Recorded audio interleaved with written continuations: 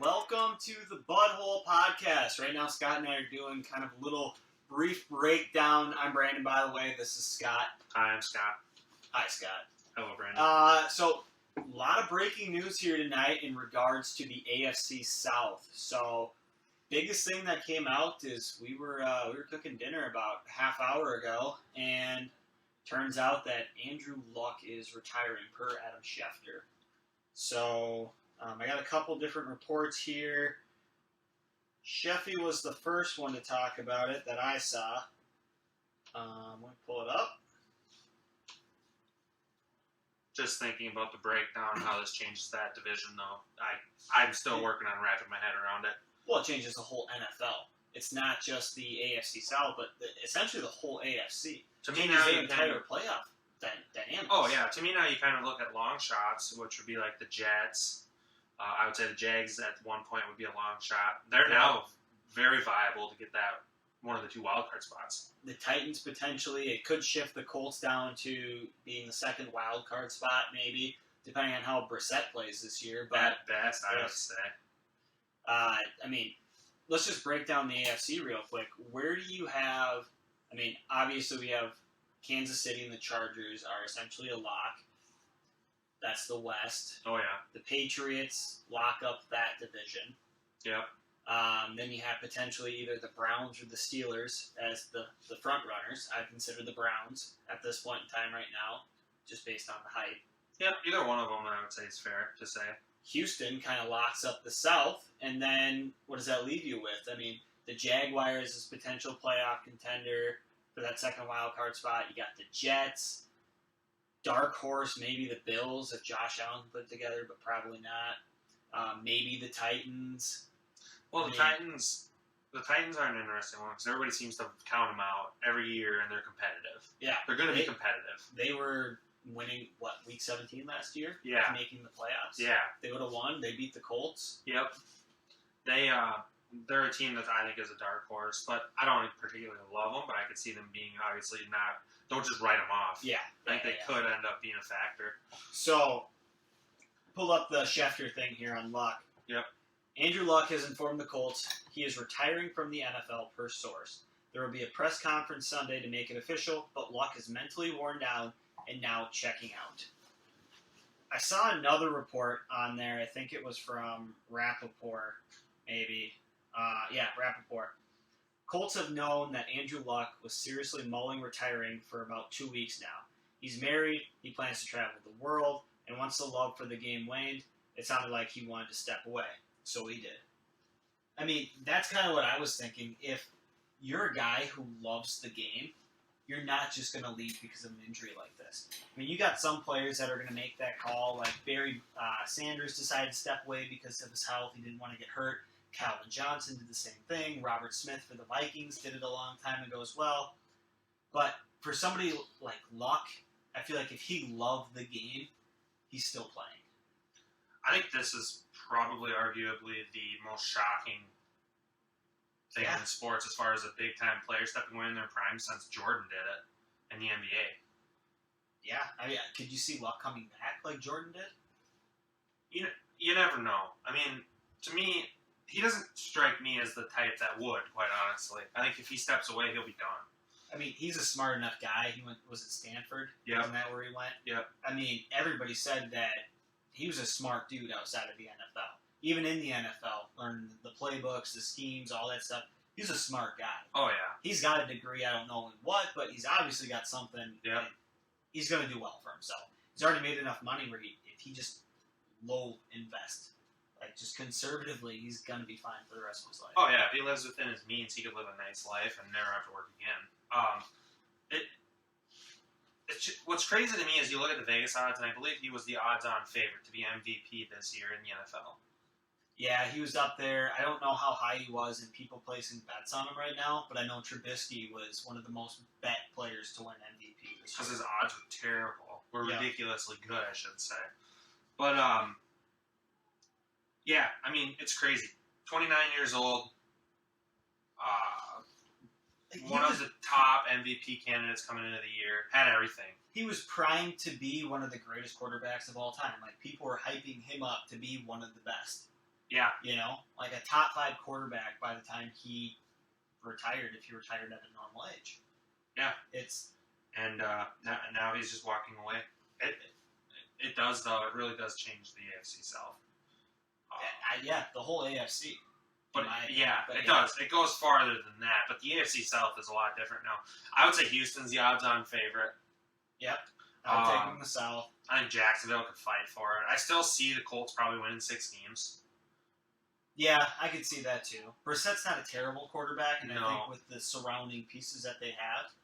But, yeah, I mean, that hurts even fantasy-wise, you start thinking about it. Yeah. Even with Houston, the other thing that happened to the AFC South today was that Lamar Miller confirmed tore his ACL this week playing.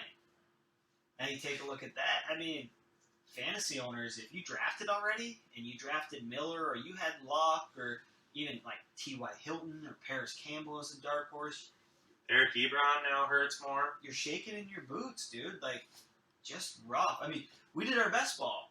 For those of you who don't know, we posted a video a couple weeks ago. Yeah, I think it was 2 weeks ago now, Yep. or something like that, about our best ball draft. So the way best ball works, it's a league on fan ball, and what you do is you draft your team. You have 18 roster spots. You have no kickers, and you don't have to set your lineup for the entire year. They do that for you. You just draft your players. There's no trades. There's no free agency pickups. It's literally whoever you take, that's who you have for your entire year. Yep. Well, look at us. We go into the league. We're super excited. We're like, all right, we got Andrew Luck. We drafted him. Yep. We got Eric Ebron. We picked up Paris Campbell as a dark horse at wide receiver. Our best ball roster just took. I think of everything today, our best ball roster probably took the biggest hit. Absolutely. And Absolutely. quite frankly, it's not fair and it's not okay. And I think we should ask for our money back. Yeah. I mean, could we get some sort of exception? Maybe season hasn't started. Or maybe give us a couple more picks. We could pick a couple more players even that are in free agency. I'll take anybody at this point. I'll take any quarterback at this point. Who's our backup? Do you remember? We don't have. Well, we have him and Cam Newton. We Cam don't Newton. have a backup. We have two. Look at that. Our backup quarterback is Cam Newton. Or did we draft 3 of them? I don't remember. Walking away in a walking boot. Yep. Thursday night. Yeah. So we're already off to a hot start. I think we're gonna have a very successful year. I think anybody that has any of the players that are on our team right now should run the other direction. Start trading your guys because we're losing them left and right. Oh yeah. And 2 in the Dynasty League, I have Eric Ebron and I drafted Paris Campbell. So I don't know. I'll have to figure out what to do there. But I don't know that Jacoby Brissett hurts like.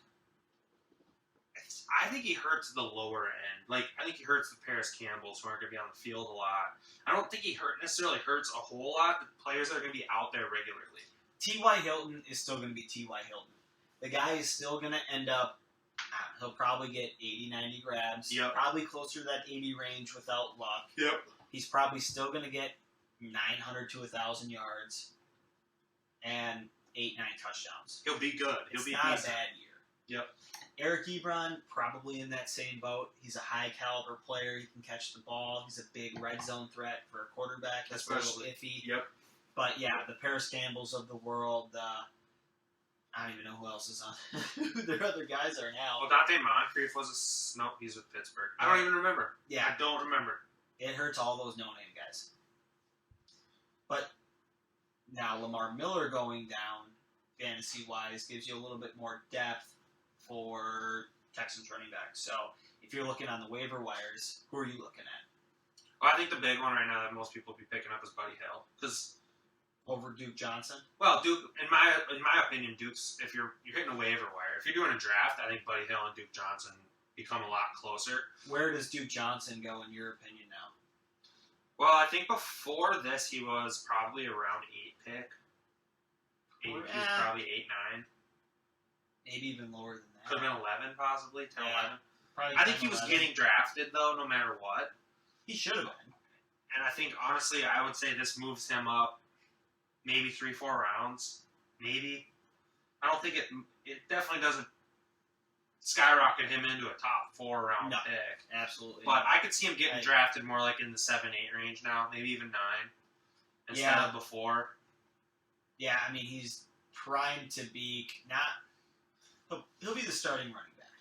Let's put it that way. And But then what you drafted him for wasn't to be the every down running back. It was going to be he's your RB2. He's your flex. He's going to not get your you RB1. He's going to get you catches in a PPR league, and he's going to score not a lot of touchdowns, but he'll be viable. And I don't know that he is going to get a lot more running attempts now. I think they're going to find a bell cow. I think that still goes to Benny Snell.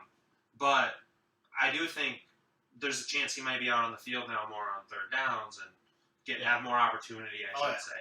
Yep, for sure. What he does with it, I don't know. I'm not in particularly a huge fan of Duke Johnson. I think he's a good player, but I don't want him to be... in Cleveland. Yeah, he did.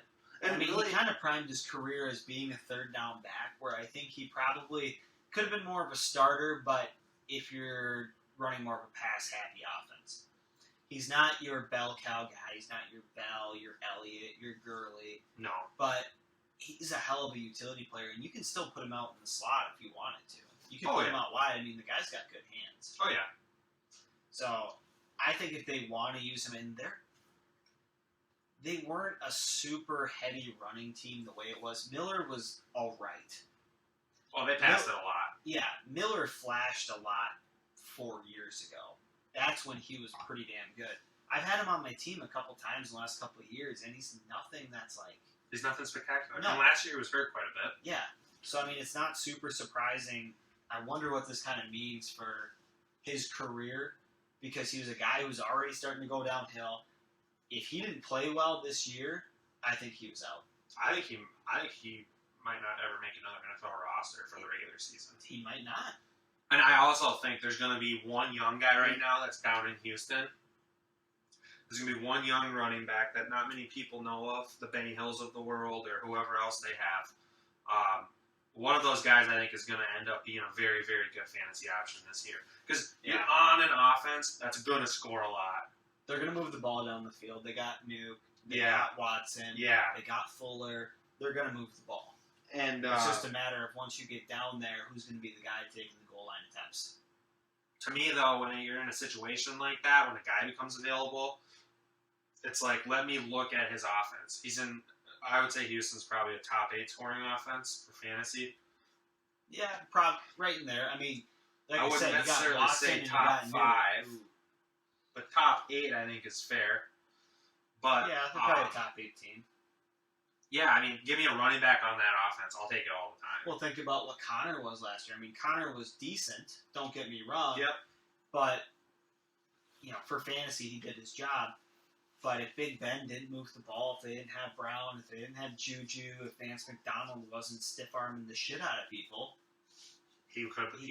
if he played on, I don't know, Miami, he's not that great. No. But when he played on a team that was moving the ball and getting it in the end zone and running schemes that worked well for him, he succeeded, and that showed.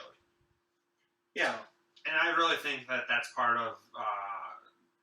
So David Johnson struggled some last year. I really think a lot of his struggle was just being on a bad offense. Yeah, he didn't have the playmakers around. Fitzy's not what he used to be. They didn't really have. I mean, you had Bradford for a while at quarterback, then you had Rosen in for a little while, and did he get hurt or something? No, he finished the year. He just wasn't that great. So, yeah, they just didn't have playmakers. And when you don't have playmakers and you're a running back and they're going to be handing the ball off to you, people know. Think about AP back in, 2011. Oh, 2013. 2012 was this hell of a great year. He was getting 8 and 9 guy boxes. Yeah, you can't run on that. No. And if your team can't pass, well, that's the thing. Yeah. Yep. But So, no, I don't know. It does. The AFC South has definitely changed a lot today. There's no doubt about that. And it's really, in my opinion, opened up the AFC South for a team like Jacksonville to jump up or Titans, Tennessee. maybe. And I could, quite honestly, see the team that wins that division winning 9 or 10 games. Yeah. Kind of like back when Seattle won the division with 7 and 9. Yeah. Yeah. I think it'll be a little better than that, but it's going to be competitive. I still think Houston takes it. Yeah, I would put my money on Houston. How do you have it ended? I got Houston is going to end up winning it in my mind now. Jacksonville's going to be second. I'll put Tennessee third, and then it's going to be the Colts' fourth now. But I think the Colts are still going to probably win 5 games at worst, probably 6. I would bet on 6. I think they're going to be competitive, but they're not going to have the edge at the end of the game to win like what luck gave them. Yep. So yeah, I have Houston. I could see them going 10-6. Yep. So I got them winning 10 games. Jacksonville, I could see going 9-7. And then it's a toss-up for me. I'm not a huge Titans fan. I think Brissett flashes abilities to get it done, but I could see Titans winning 6 and maybe the Colts winning 7 or vice versa. So those guys are just both I can see it either way. Yeah. Either way. But they're just teams. Yeah. Mediocre teams. Well, we're gonna have to see how the season plays out. Oh yeah. Drastically changes things. I bet you it changes a lot of things for Vegas too. Oh yeah. There's probably a lot of people fucking kicking their heels right now, taking the Colts as kind of a surefire bet, but at the same time, dark horse to win the Super Bowl. And God, if you bet on the now Colts, they're borderline you're kicking playoffs. yourself right now. Yeah. Well, hopefully you're not one of those guys, and hopefully you watch this video and continue to watch more. Check us out, Spotify, Stitcher, Google Podcasts, hopefully iHeartRadio and Apple soon. But otherwise, catch us on Instagram and Twitter and TikTok at Official Budhole. Any inquiries, send it to officialbudhole@gmail.com. Hit us up, players. Peace out. Bye.